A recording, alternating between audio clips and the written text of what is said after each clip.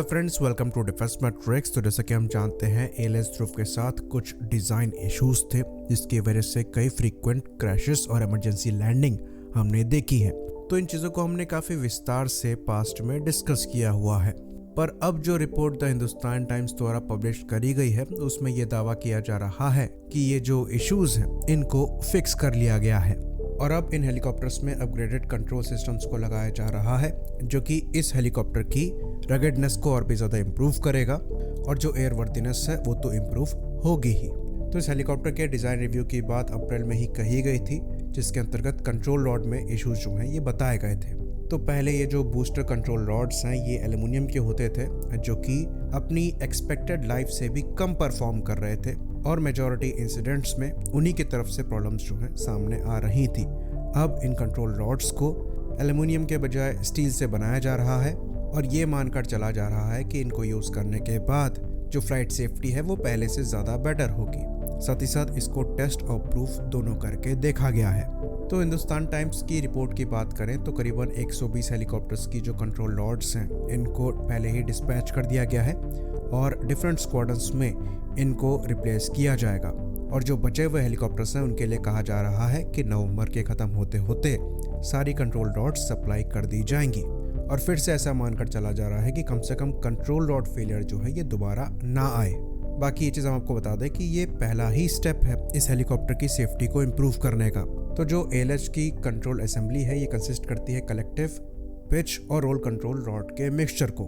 तो अभी तक खाली कलेक्टिव रॉड को यहाँ पर रिप्लेस किया जा रहा है, बाकी पिच और रोल कंट्रोल रॉड्स को भी रिप्लेस किया जाना है, जिसके लिए कहा जा रहा है कि ये नवंबर से जून 2024 के बीच में सप्लाई करी जाएंगी। यानी कि अगले साल जून के बाद से ये एक्सपेक्ट किया जा रहा है कि एएलएच की कंट्रोल असेंबली को लेकर जो इश्यूज हैं उनमें भारी गिरावट आ सकती है। तो ये बात हम आपको बता दें कि करीबन 300 के ऊपर एएलएच ध्रुव हेलीकॉप्टर्स हमारे द्वारा इस्तेमाल किए जाते हैं और हम इनको एक्सपोर्ट करने का भी प्लान कर रहे हैं, जिसके अंतर्गत अर्जेंटीना और फिलीपींस जैसी कंट्रीज यहाँ पर इंटरेस्ट शोकेस कर रही हैं। तो इस हेलीकॉप्टर का ज़्यादा रगेड होना हमारे लिए तो ज़रूरी है ही, साथ ही साथ एक्सपोर्ट को दिमाग में रखकर भी इस हेलीकॉप्टर को इसके कॉम्पिटिटर्स के कंपैरिजन में ज़्यादा रगेड रखना भी ज़रूरी है, जो कि एक इम्पॉर्टेंट फैक्टर होता है मिलिट्री हेलीकॉप्टर के सिलेक्शन को लेकर। तो ये सारे स्टेप्स ज़रूरी हैं क्योंकि इन हेलीकॉप्टर्स को लेकर पिछले 5 साल के अगर रिकॉर्ड को देखें तो वो कुछ खास रहे नहीं हैं। करीबन 12 हेलीकॉप्टर के क्रैश जो हैं या फिर इमरजेंसी लैंडिंग्स जो हैं ये नोट करी गई हैं खाली 5 साल के पीरियड में। और अगर कोई कंट्री इन प्लेटफॉर्म को इंपोर्ट करने का प्लान कर रही है तो वो डेफिनेटली इस रिकॉर्ड को दिमाग में रखेगी। तो इन प्लेटफॉर्म को फिक्स करने को लेकर जो डिले है वो हम ज़्यादा नहीं कर सकते।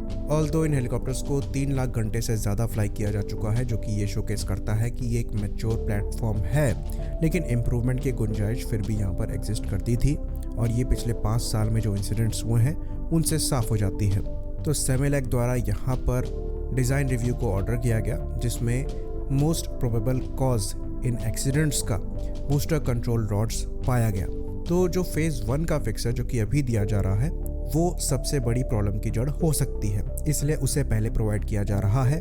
बाकी बाद में दूसरे भी फिक्स दिए जाएंगे। वो ये इंश्योर करेगा कि कंट्रोल असेंबली को लेकर जो इश्यूज हैं कम से कम वो फ्यूचर में ना दिखाई पड़े। तो सेमिलैक द्वारा इन डिज़ाइन चेंजेस के लिए अप्रैल में 6 महीने से 1 साल का समय दिया गया था और जैसा कि हम जानते हैं समय के अंदर अंदर ही पहला फिक्स एचएएल द्वारा प्रोवाइड करा दिया गया। तो इन हेलीकॉप्टर्स को ऑल दो फ्लाई करने की परमिशन दी गई, पर फिर भी यहाँ पर कंडीशन लगाई गई, जिसके अंतर्गत करीबन 100 फ्लाइट आवर्स के बाद मैंडेटरी इंस्पेक्शन ज़रूरी थे। बाकी 500 फ्लाइंग आवर्स के बाद जो क्लियरेंस है वो एचएएल द्वारा 2 क्रिटिकल टेस्ट के पूरे किए जाने के बाद ही मिलता। और क्योंकि हमारी रिक्वायरमेंट इतनी बड़ी है और इतनी बड़ी फ्लीट हम इन हेलीकॉप्टर्स की इस्तेमाल करते हैं, इसलिए इन कंडीशंस की वजह से हेलीकॉप्टर्स के ऑपरेशन में थोड़ी लिमिट लग जाती है। तो ये जो क्विक फिक्सेस ऑफर किए गए हैं ये एक्चुअली इंडियन आर्म फोर्सेस के लिए एक बड़ा रिलीफ होंगे।